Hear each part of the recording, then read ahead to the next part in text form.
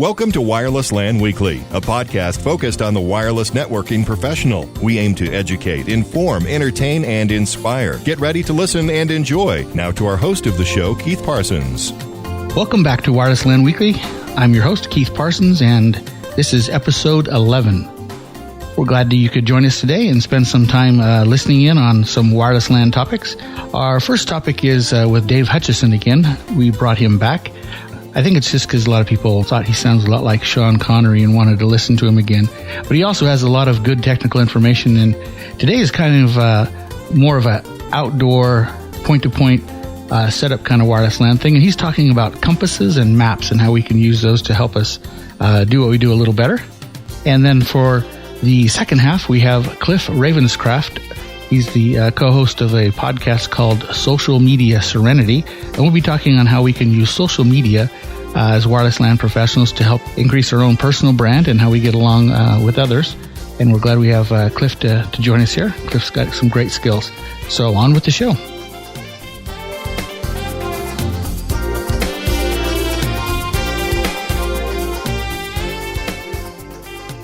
Today's wireless networking definition from the CWNP Dictionary of Wireless Terms and Acronyms. Hertz. Hertz is the international unit for measuring frequency, and it's equivalent to cycles per second. 1 megahertz is 1 million hertz. A gigahertz is 1 billion hertz. The standard U.S. electrical power frequency is 60 hertz.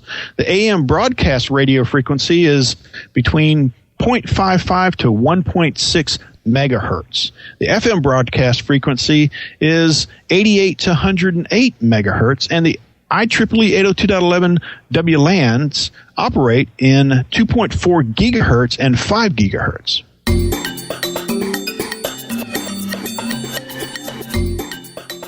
Things every wireless LAN professional needs to know. Gear up, buckle down, and stand by for the real techie stuff. Hello again, Keith Parsons here. And for today's Tech Talk, we've brought back Dave Hutchieson. He is an RF engineer with over 20 years experience in satellite, Wi-Fi, long distance, short distance, all sorts of things. And he'll be talking to us today about maps and compasses as a fallback measure. You know, we get kind of used to our GPSs, but sometimes you still need to understand how the old stuff works. And so we've got Dave with us to share some of his expertise. On the show notes, you'll find the graphics and links to the things he's talking about. So, Dave. Okay, thanks, Keith. Yeah, as you're saying, we've got all these things nowadays that GPS this and radio that, and handheld units that can tell us all sorts of things and such like. But just in case you don't have these, it's always useful to know how to use a map and compass. And this little tutorial should just give an introduction to what maps are, the 3 different types for north, and a little bit about using a compass. So I'll get started then. One of the most important set of skills that any Wi-Fi engineer can have is the ability to accurately set up an outdoor wireless link. This skill set covers both a theoretical and a practical component. The practical component itself is almost an art form. Aligning antennas correctly at both ends of a link can be quite a challenge. It's very important that before antennas are aligned, that some background work is done in order to calculate the bearing that each antenna has relative to north. This can be done in many ways. Nowadays, there are many electronic handheld units can help us calculate the correct azimuth angle for a particular antenna. However, what if we don't happen to have one of these gizmos, or the batteries suddenly go dead and you're on top of a mountain somewhere? The ability to correctly use an old-fashioned map and compass is an essential skill. I just mentioned the terms azimuth and bearing. Some people may be familiar with these terms, but many are not. So we'll take some time to discuss what they mean. Firstly, though, we need to discuss the term north. Well, that should be fairly straightforward, you might imagine, but actually no. There are 3 types of north in existence, and it's very important that we're able to discriminate and understand the differences between the 3 types. So what are these 3 different types? They are magnetic north, true north, and grid north. Let's have a chat about magnetic north first. The Earth is made up of a number of layers. We can imagine the Earth as being like a series of shells of different thicknesses, all overlapping each other. Scientists believe that the Earth is a molten center made of various metals and minerals. This molten center is believed to be rotating like a whirlpool.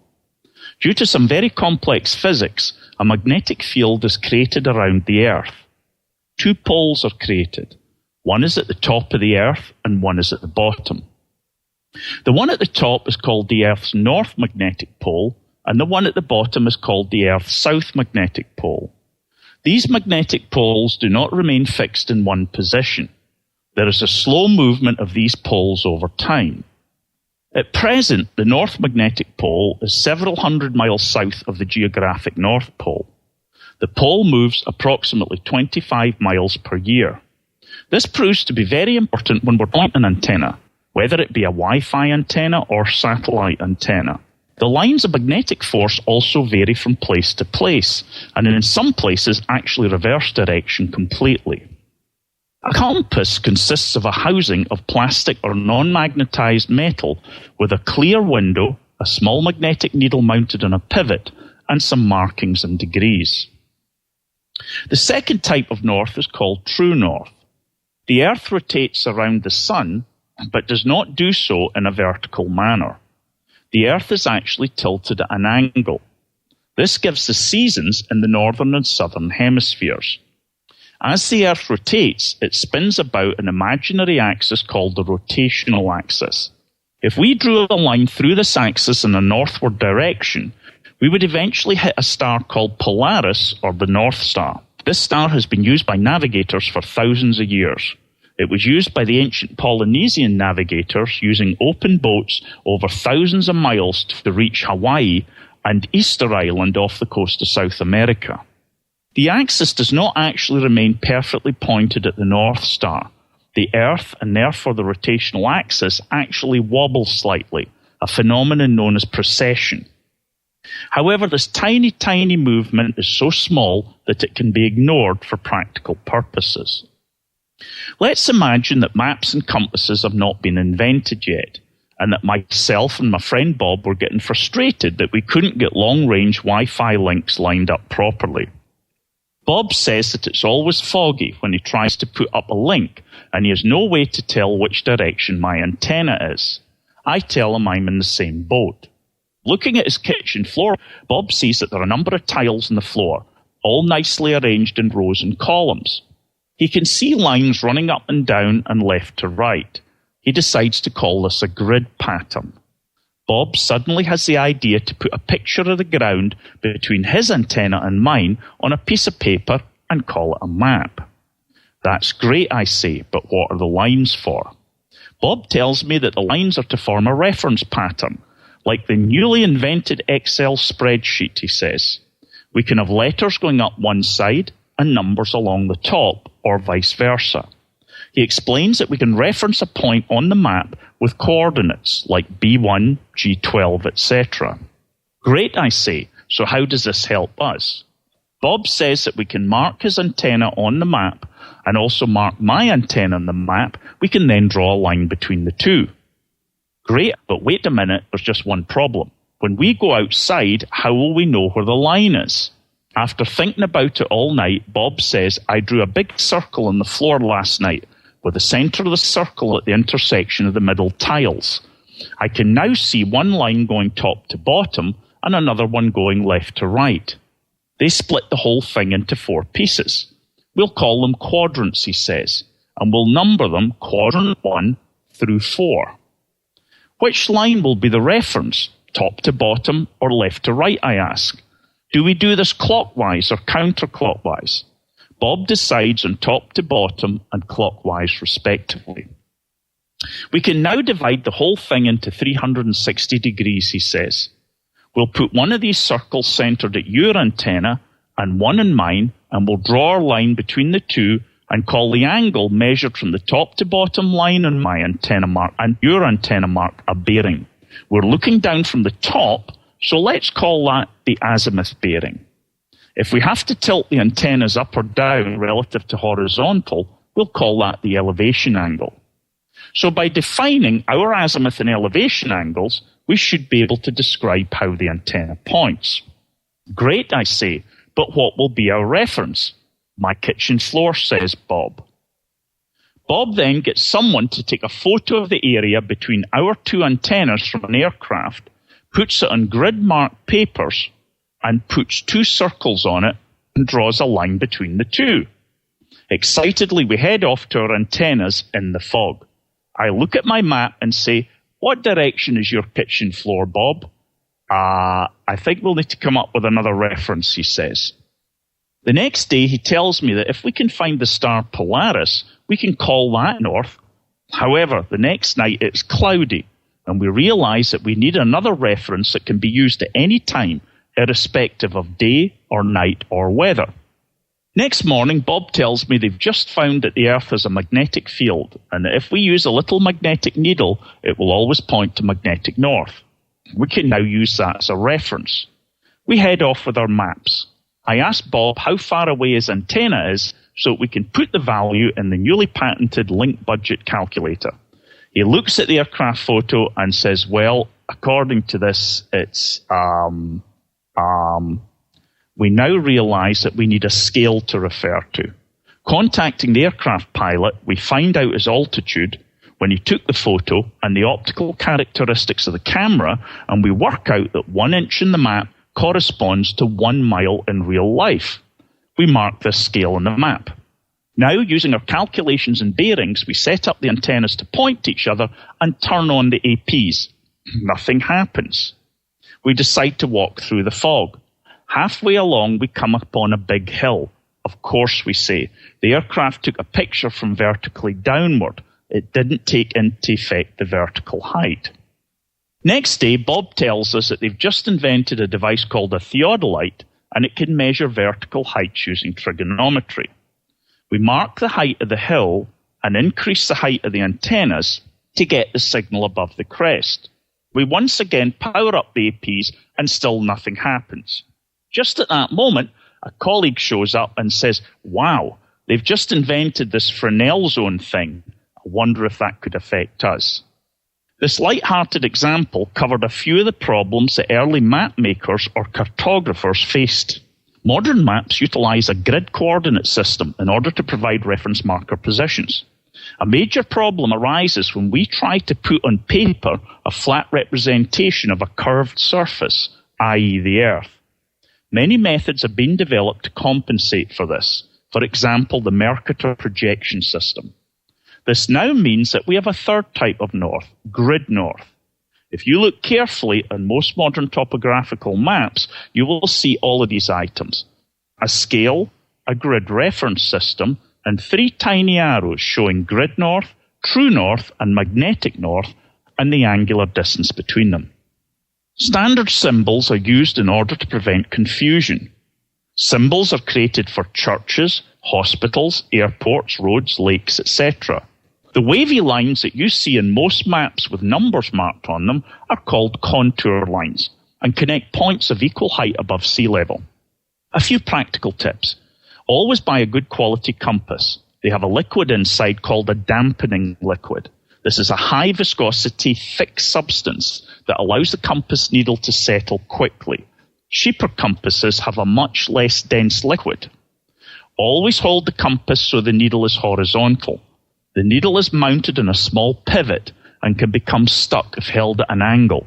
This can be disastrous as you could end up with the wrong bearing. Always buy a compass that has a luminescent display so that you can see the needle and markings at night. Make sure that you've checked the local value of magnetic variation in terms of time drift from when the map was published. Always have a clear plastic sheet to cover your map in case of rain. Make sure that your map is of an appropriate scale. It's no use trying to line up a short outdoor link when the map shows the entire state or county. Make sure that the compass is far away from any steel, including the antenna post or tower, in order not to affect the needle. Knowing the local magnetic variation in your location is very important. As you will see in the web links provided, the lines of magnetic flux can vary in direction dramatically from one location to another, in some cases even reversing back on themselves. Some electronic handheld units can provide data on this. The local aeronautical authorities, for example the FAA, may be able to help in providing accurate values. In Africa, some young engineers from my company were putting up a link from our office to another facility. One of them came down puzzled and told his boss that the compasses were pointing backwards. His boss said rubbish and sent them back on the roof. They came back again telling the same story. He was becoming very annoyed. I went out to have a look as I had a vague idea at the time as to what this might be. I took a compass and walked far away from the building and took a bearing. I then went up on the roof and shot another bearing. Sure enough, the compass needle was pointing exactly 180 degrees the opposite way. I then went into the crawl space in the attic and found the culprit. The roof had half a dozen steel beams, and by a bizarre coincidence, they were exactly aligned with the Earth's local magnetic field and had become lightly magnetized. On the Tajikistan-Afghanistan border many years ago, I had to put up a satellite link. After we were dropped off, we found that the GPS unit was damaged. I pulled out my compass and it went wild, swinging all over the place. Nobody knew where north was. The ground was full of magnetic ore. Although there were high winds and clouds, every now and then the sun came out for a minute. We put a stick in the ground and marked the shadow tip. We waited for 15 minutes and saw that the shadow moved, then marked the new shadow tip with a stick. We joined the shadow tips together and drew a line between them. This gave us an approximate west-east line, which then gave us north at right angles to the line. Once we had north, we could draw a circle and make 4 quadrants.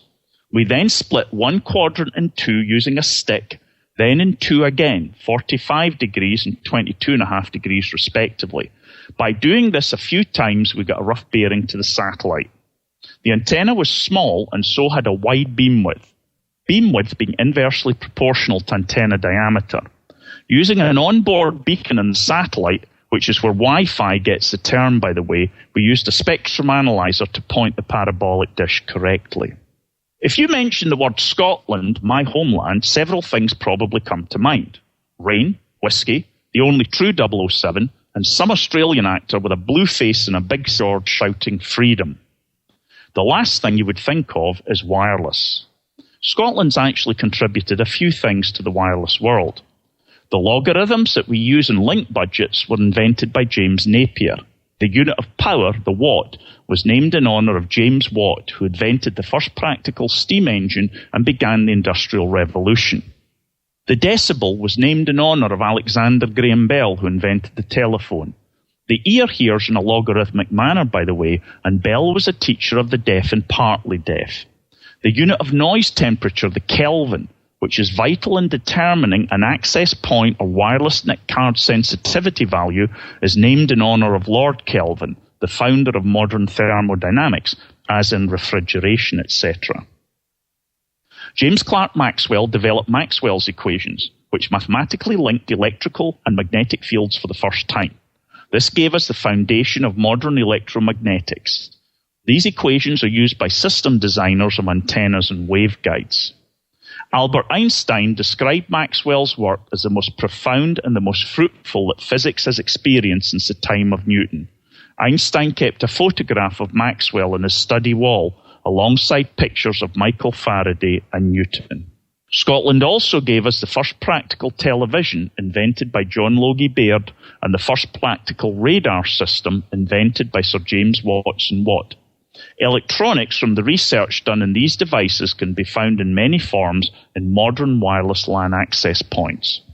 By the way, also from there we have antiseptics by James Lister, hence Listerine, antibiotics from Alexander Fleming, and anesthetics from James Simpson. The United States Navy and the US National Park Service were founded by Scots. In a future audiocast, I'll cover various subjects and outdoor links, such as how the Global Positioning System, or GPS, works, and how parabolic antennas work on a point-to-point or point-to-multipoint link. I'll also cover antenna side lobes and antenna pointing, as well as grounding and lightning issues. I'd like to thank you for listening and hope you enjoyed the audiocast.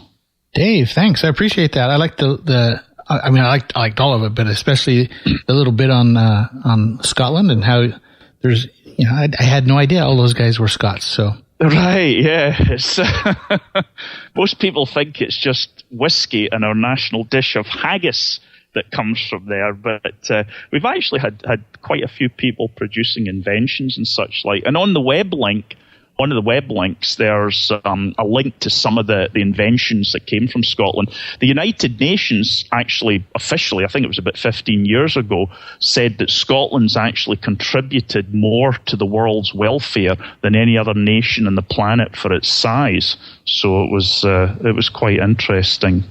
And we get you from Scotland as well, so... Well, that's I don't know if that's an advantage or a disadvantage, but there you go. Well, thanks for your time today. I appreciate hearing about all the different types of maps from Grid North and True North and Magnetic North, and that keeping a compass around all the time doesn't hurt. Cheap little device, and it's easy to have, and having maps of where your sites are, especially for point-to-point paper maps, in addition to the one, at least print out the ones before you go on site so you can have a paper copy too. So. Yeah. Well, okay, thanks for your time, and Steve. We'll catch you next time. Thanks, Dave. Yeah, thank you. Bye. Rant, pet peeve, what really bugs you? 60 seconds of complaining starts now. I'm Justin Lucas Savage at CoachRadio.tv, and the thing that gets me disgruntled a little bit is that there are people out there who need some help, and there's other people who are trying to connect them with the help they need, but they're not building their businesses and learning how to be profitable. And if you're not profitable in business, that means you're out flipping hamburgers at McDonald's when the phone's ringing. Elevator speech. Our guests have just 2 minutes to tell us all about their product or service offering. Ready, set, go. Hi, I'm Dave Coleman. I'm the founder and lead trainer of AirSpy Training. AirSpy Training is a company that specializes in 802.11 wireless networking education. Our main courses that we teach are the CWNP vendor-neutral wireless LAN training courses, including CWNA and CWSP. I'm also the co-author of both the CWNA and CWSP study guide. So if I'm your instructor, you will literally get the guy who wrote the study guide. AirSpy also specializes in vendor-specific training, and we can offer wireless LAN training for a number of the larger wireless LAN vendors. If you're interested in wireless LAN or 802.11 wireless LAN technology, please give us a look. www.airspy.com.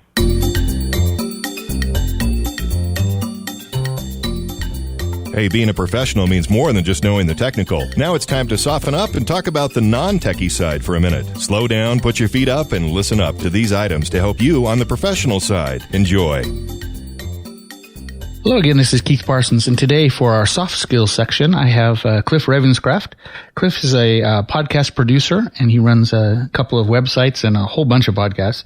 He's also a podcast consultant and coach, and by the way, thanks, Cliff, for helping me out start up this podcast. So it's you were the one who got all my equipment and taught me how to do this, so thank you much. Today's topic is going to be on social media for the IT professional, and one of the things Cliff does is a podcast called Social Media Serenity, and he's a co-host there. And so let's talk a little bit about social media and the IT professional today. Sounds great. Thanks for having me on, Keith. It's a pleasure to be here. Well, I'm glad you take your time to come and do this, especially since how many podcasts do you do every week now? I release approximately 10 to 15 podcast episodes each week. Out of a total of 2,000 plus or so you've done? Yeah, we've done well over 2,000 episodes in the last 4 years. And one of those podcasts is Social Media Serenity.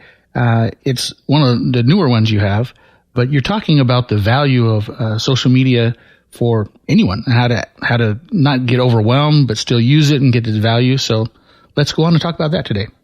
Absolutely. This podcast, Social Media Serenity, over at socialmediaserenity.com, was born out of the fact that I do consulting. Helping people do podcasting and new media work and to extend their brand out into the world. And one of the things that continually came up time and time again were people who said, I'm not really all that excited about getting into social media. Facebook, Twitter, there's just no value there. And of course, those who would listen and allow me to take the time, I was able to convince them otherwise. And so I started a podcast that would help people understand just from the get-go that there is a lot of value in social media, such as using LinkedIn, Facebook, and Twitter. Those are the big three right now. Of course, those will change from time to time, but they're certainly the big three. The biggest objections that I have ever heard, and of course, for your audience that's listening right now that are not currently using either Twitter or Facebook or LinkedIn or any of these other services, these are probably something that they're thinking about themselves. Number one, I tried Facebook. And Facebook is so complicated, but not only is it complicated, but it's just a bunch of games. I don't want to sit there and trade people. I don't want to play games all day long with farms and who bit who and taking your friend quiz and all this other stuff. There's just too much of that junk that comes along with this. And I get emails all day long. And then, of course, with Twitter, it's like, that's a little childish. It seems like a little self-absorbed to me. Who really cares what you had for lunch today? And I don't necessarily need to know, what movie you're going to go see tonight or what you're watching on TV. It just seems a little bit self-absorbed, and I just don't have time for that. So those are the big objections of those two services that I hear the most. And the problem is that they're real concerns. I mean, obviously, there are a lot of people out there sharing a lot of silly stuff on Twitter. And there's certainly a ton of, if I can say the word crap, on Facebook. And if you get sucked into it, it can really waste a ton of your time. And of course, if you're in business at all, you know that time is of limited quantity, and how somebody can sit there and spend hours every day checking into Facebook 2 and 3 times a day, nobody wants to do that. And so when I suggest that people have a new media strategy where they're actively engaged in conversation on Twitter, Facebook, and LinkedIn, they think that I mean that they need to be checking into all these services every day. Well, personally, I was in that mode originally. And so when Twitter first came out, I thought, maybe I'll go try it out. And it felt so, what I have for lunch thing, and using the Twitter web interface was kind of silly. I didn't enjoy it. And then later, maybe a year later, someone said, well, have you tried one of the, TweetDeck? And it was the first one I tried out. And I went, wow, you can actually have searches going on live and have a conversation with people. And it's not just about what people had for lunch. Absolutely. And that is, you mentioned TweetDeck, and that's certainly something that I would encourage people to, if you're a heavy user of Twitter, to definitely check out. I'm going to mention a service that I use that is absolutely phenomenal, that I just live and die by right now in my social media strategy. And it's a service called Hootsuite, and it's HOOTSUITE.com, Hootsuite.com. And I'll tell you what, if you are just now getting into this, it can be a little intimidating at first if you don't understand the basics of Twitter and Facebook and LinkedIn. But here's what I love about this. Number one, you don't have to install anything. Absolutely install nothing. It all exists in the web browser, which means that you can create an account and you log in with your email and your password, and it remembers all of your settings, no matter if you're at home, at the office, or if you happen to be somewhere in the Cayman Islands at an internet cafe. All of your contact information is right there. The other thing I love about Hootsuite is it allows me to connect it to my LinkedIn account. It also allows me to connect it to my Twitter account, my Facebook profile, and even all the Facebook fan pages that I've created. And I won't go anything beyond that, but there's even more broad, abilities beyond that. But here's the thing: what you heard me say is that I can actually connect Hootsuite.com to my Twitter, Facebook, and LinkedIn, and also my Facebook fan pages. And what I'm able to do, and the key thing that I love about these services, and where I think the real value in these services is this thing called a status update. Now, of course, Twitter started out by asking the question, what are you doing? And of course, I think they've actually changed the wording, what they ask now. But these status updates are a way to communicate and broadcast short messages, usually about 140 characters or less, for you to just send out little brief updates. And yes, you can use them to say what I had for lunch, but you can also say, hey, oh my gosh, here's a quote from this book. and you put a little brief quote, and then you can put a little short link to where somebody can buy that book on Amazon. Well, if you're like me and you have an Amazon affiliate code, if somebody who is following you on any of these services clicks on that link and buys that book, then all of a sudden you earn a commission for that. Now, myself, I have approximately between Facebook, LinkedIn, and Twitter, I think I've got about 7,000 people who follow me. And so if you think about that, just in affiliate links out to services, I make several hundred to several $1,000s a year just by doing that every now and then. That is just one thing you can do. But and I'm going to jump all over the place here, and I'm sure that, you know, after listening to what do you, if this is the soft skills, what do you call the first segment?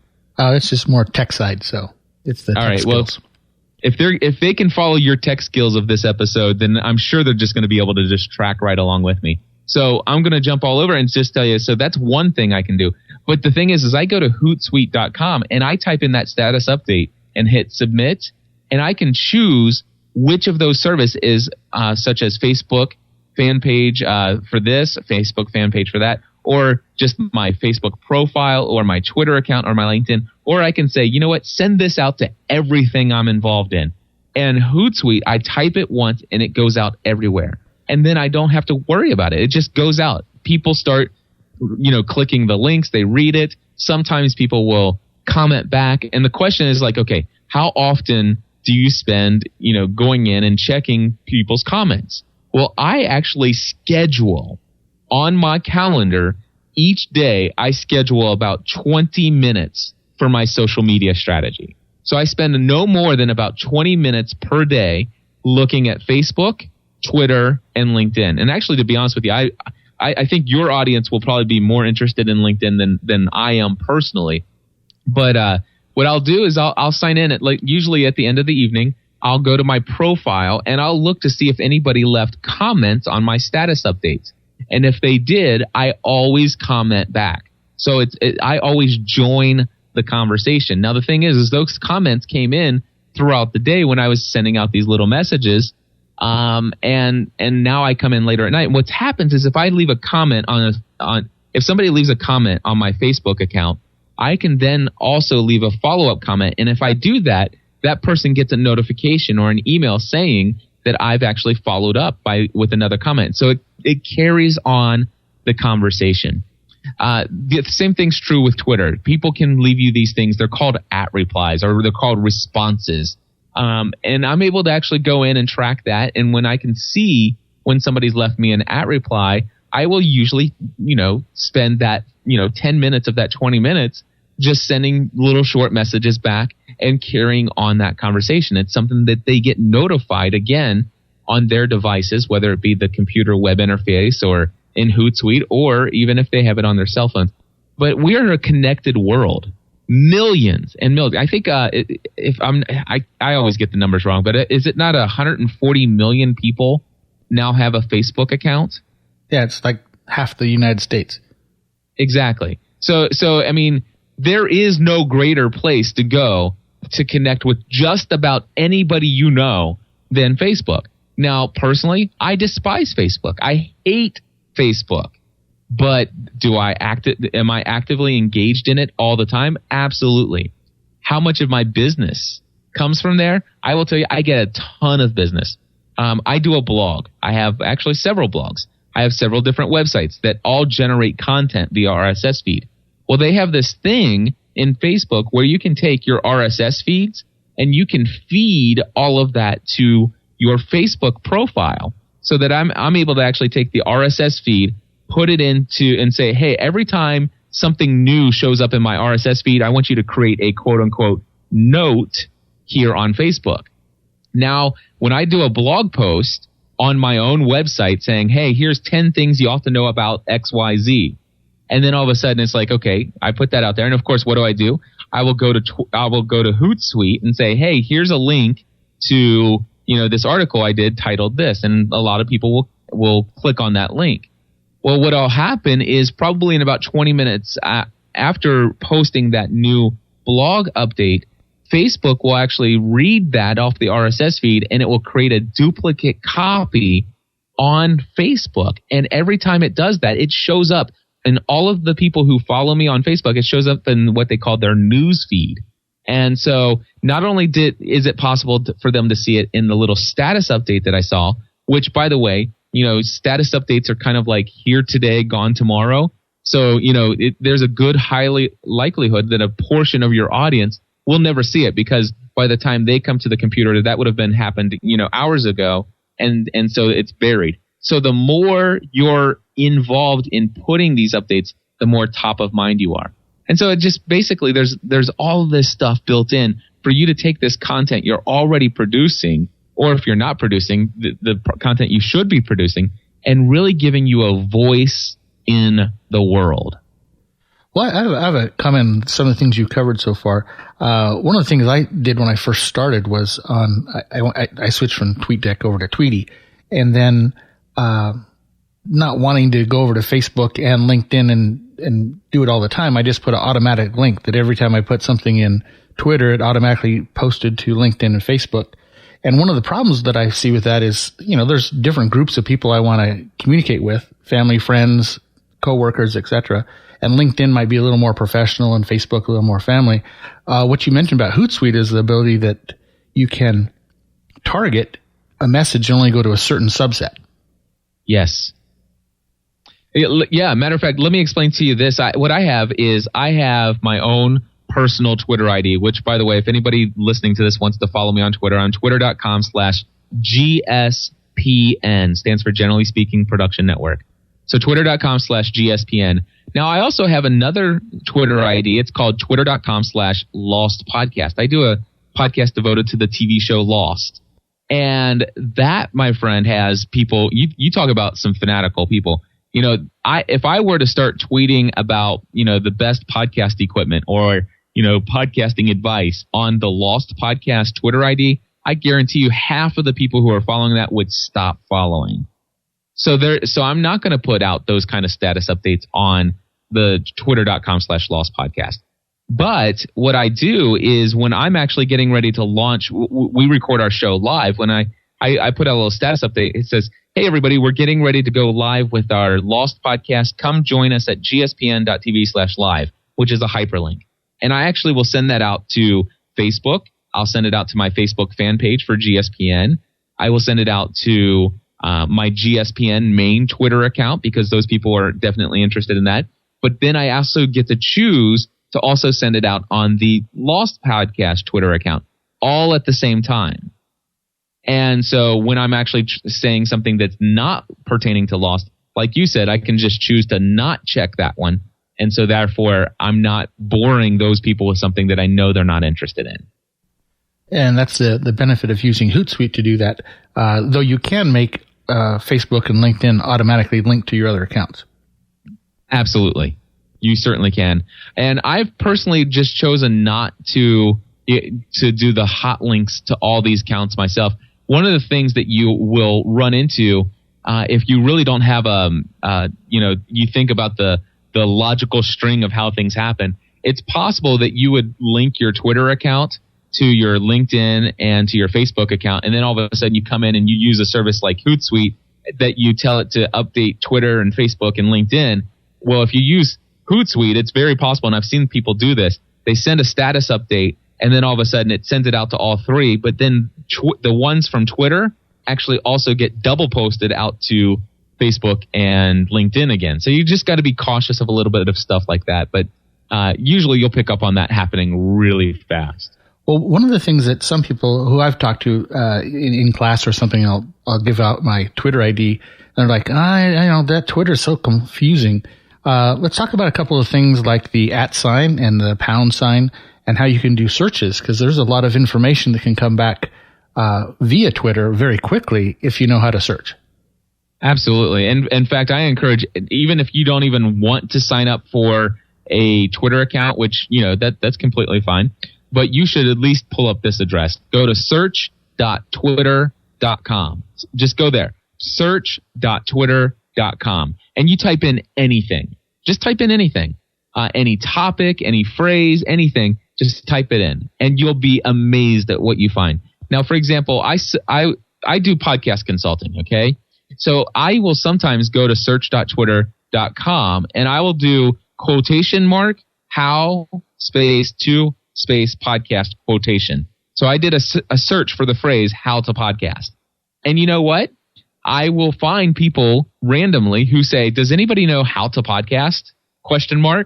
And guess what? Usually, and it's all reverse chronological order, and it tells me, it's like, hey, this person asked this 2 days ago, or 2 hours ago, or 2 minutes ago, or 2 months ago. And as a user of Twitter, I can now go to that person's profile and I can actually see if they have a link back to their site, and then, maybe track down an email address where I can contact them and say, hey, I'm a consultant. I would love to teach you how to podcast, and here's examples of some of the shows that I do. Or I could actually set, if it's hard to track down their email address, I could just send what you had talked about before, an @ reply. And so I do @ that little shift to the @ sign, and then their username, space, and then I type a little message and say, hey, I saw you were looking for how to podcast. Email me, Cliff at, and I just put my email address in there. And then all of a sudden, chances are I get an email saying, hey, I saw your Twitter message. Yeah, I'd love to learn how to podcast. Tell me more about it. So when you're reading a Twitter message and you see the @ reply with someone's name in it, that means that they're usually talking back to someone it's the sign that there's a conversation going on. You might be listening in, and when you see that, it's like, oh, they're talking back to that person. How would you follow up to see what the original part was? Well, to be honest with you, this is the one thing that I think Twitter does not do well. And Twitter is amazing. It's my favorite social networking tool right now. But they do not have threaded comments. At least on Facebook, when you put a post on your wall and somebody comments, it kind of keeps those in a order that you can follow along and even see everything. There is a convoluted way that you could actually do it, but to be honest with you, that is still a little complicated. What you would do is if you see like, for example, you're following Keith R. Parsons on Twitter, and he says @GSPN, and then he says something to me. Well, what you could do is you could actually, he actually used the reply button. So if you actually hit reply in Twitter or on his client, and then it automatically puts in the @ reply, well, then Twitter will string those together. And at the end of Keith's message, it'll say in reply to, and it'll have a little hyperlink. You could click that and it will actually show you exactly what status update that I did that Keith hit the reply button on. Well, the thing is not everybody uses that. Sometimes he might just type in @GSPN, and then of course Twitter doesn't have it linked. And then the problem that you run into there is that you could actually click on the @GSPN and it'll take you to my profile. But depending on when I wrote and how many status updates I've put out since he actually wrote that, it's hard to keep it all together. It's really one of my greatest pet peeves about Twitter is that they've come this far and they still haven't done this right. And there are a lot of other social networks that have just popped up all over the place, and they all get this one right out of the gate. And so why they haven't done it yet is a little frustrating to me. Well, let's talk about hashtags then. I obviously use the term hashtag, but what is it and how do you use it? Hashtag is anytime you see in a social media place where you see the pound sign. That's the number sign. If you even on our telephones forever, we've had the little pound key. So the little pound sign with a little phrase after it is called a hashtag. And it basically, we knew that you could search Twitter. And what we wanted to be able to do is have a way where people could talk about a certain topic on a consistent, ongoing basis. And you could actually do a search for pound, let's say PABL. And that will allow you to see everybody who is talking and has something to say related to this subject. So, for example, PABL stands for Pursuing a Balanced Life. It's another podcast that I produce. And I've encouraged anybody who listens to my show that anytime they do something that is in accordance with living a more balanced and healthy life, whether it be spending time with your family or, that you're getting caught up on a to-do list, or you're going out for a walk, or, you're doing something, you're reading a book to help improve your mind, anything that's about living a more balanced, healthy lifestyle, you put your status update and then you put pound PABL at the end of it. And then what happens is, matter of fact, if anybody listening to this wants to, go to pursuingabalancedlife.com. And if you go there, you'll see on the right-hand side, I have this widget that pulls up on my blog. And if you were to actually say something and put #PABL in the hashtag in your status update on Twitter, then it will actually show up in that box on the side of my page. And then you can go there and you can actually see all the other people who are living a more balanced and healthy lifestyle along with you. And it's a great way to encourage one another. But it's also a great way to talk about any other kind of topics. I mean, you know, matter of fact, you can create your own hashtag. You don't have to go register it or anything like that. You just create your own. And in our industry, we have our own technology. 802.11n is a new thing out, or doing a site survey. And if you just search for the hashtag and then 802.11n, you'll find conversations going on around that right now. Absolutely. And the thing is, it's great. And you can actually watch those conversations happening in real time. Now, the thing is, they're not going to be as connected like a chat room and read it as a conversation. But it is just, like I said, it is still a little disjointed in a way. But it's neat to be able to sit down and follow a topic and just see randomly what people are what's on people's mind as it relates to that topic. Another thing that I've found the search really useful for Twitter is search on your company name or a product that you're supporting or trying to support and find out what the conversation is going on around that product.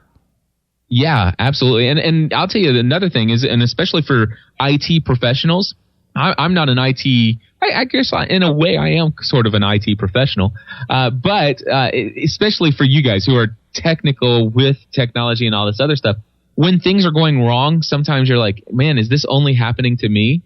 What I like to do is, like, for example, I use a web-based Google Mail, or I use Google Apps. Let me give you a more specific example. I use a service called Libsyn for my podcasting. And all of a sudden, it used to be, somebody would send me an email and says, hey, Cliff, I just tried downloading your podcast and it's not working. And I would go to the website and sure enough, it's not working. And so I'm sitting here thinking, is there something wrong with my RSS feed, my website? Is there something wrong on my end? Well, I used to sit down and try to troubleshoot and all this other stuff. But then what I do is I'll simply go to search.twitter.com and I will search for 2 words, Libsyn space down. And chances are, if it's been down for more than 20 minutes, there's usually there's like 15 other people who actually have said, is Libsyn down? ? Is something wrong with Libsyn?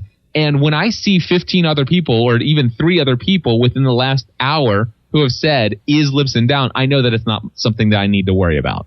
And I know that one of those other people are going to submit a support ticket, and probably within the next 2 hours, it's all going to be resolved. And I don't even worry about it. That's a useful way of using this social media. Well, we've used up our time here today, Cliff, but I appreciate your expertise in social media. And we talked about Twitter and Facebook and LinkedIn, the top 3 that you're working with now, and talked about @replies and hashtags and using search.twitter.com and the service you use, Hootsuite. Anything else you want to end up with here? I just want to say that, seriously, we all have a lot of things going on in our life. All right. And we're all very busy. We don't need to add more things. And I understand for those of you who are not using this right now, you're thinking, I just don't have time for it. Well, if you're looking to expand and grow your business and to extend your brand, you don't have time not to be involved in this. But I do want to caution you about, getting sucked into those games and being obsessive compulsive about being involved in too much conversation. And I would encourage you to check out socialmediaserenity.com, where we talk about this, not just only from a business perspective, but we talk about privacy issues and we talk about all kinds of other stuff. But this is certainly along the lines of what we cover. Great. Well, thanks for your time today, Cliff. And maybe we'll have you come back in the future and we'll delve into some of the other things that you're an expert on. So thanks again.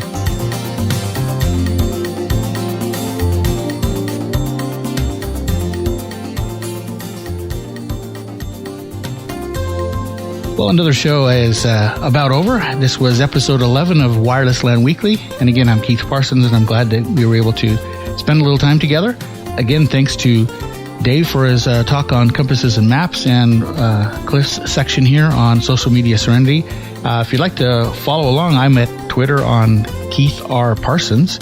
Obviously, you can check that out on the website as well, following in on LinkedIn and Facebook and all the other ones. So feel free to go and click on those. They're on the right-hand side of the webpage. And again, any questions or feedback for the show, or if you have any questions for the Wireless LAN Answers podcast that's coming up, we'd love to get some more questions to be included in that.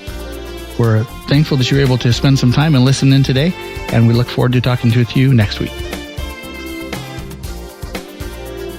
Wireless LAN Weekly, a podcast focused on the needs of wireless LAN professionals. We look forward to your feedback. Please leave your comments at the bottom of the show notes, or email feedback on the show can be sent to feedback@wirelesslanprofessionals.com. If you'd like to leave a voicemail feedback, just call 24/7 and leave a message at 1-801-481-9018. Until next time, this has been another production of wirelesslanprofessionals.com, a place to educate, inform, entertain, and inspire.